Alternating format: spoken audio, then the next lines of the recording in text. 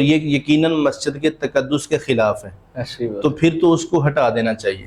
ہمارے چینل کی وساطت سے ہمارے پاس یہ سوال آیا تھا، ہماری مسجد ہے اور مسجد میں ہم نے غور نہیں کیا، لیکن جس دن غور کیا وہاں ایک چڑیا نے گھونسلہ بنا لیا تھا۔ تو پھر انہوں نے سوال ہم سے یہ پوچھا کہ اگر چڑیا یا کوئی بھی پرندہ مسجد میں گھونسلہ بنا لے تو کیا اسے ہٹا دیں؟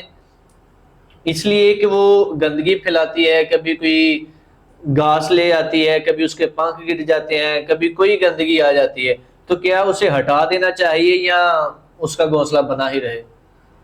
بسم اللہ الرحمن الرحیم۔ یہ بہت اہم سوال ہے۔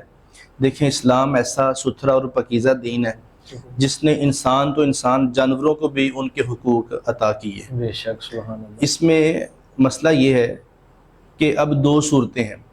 اگر تو چڑیا کا گھونسلہ کسی ایسی جگہ پہ ہے جہاں سے اس کی بیٹ وغیرہ مسجد کے فرش پہ یا مسجد کی چٹائیوں پہ گرتی ہے، ٹھیک ہے، نمازیوں کو تکلیف ہوتی ہے اور مسجد میں گندگی پھیلتی ہے، بدبودار ماحول ہو جاتا ہے، بدبو پھیل جاتی ہے، اور یہ یقیناً مسجد کے تقدس کے خلاف ہے، تو پھر تو اس کو ہٹا دینا چاہیے۔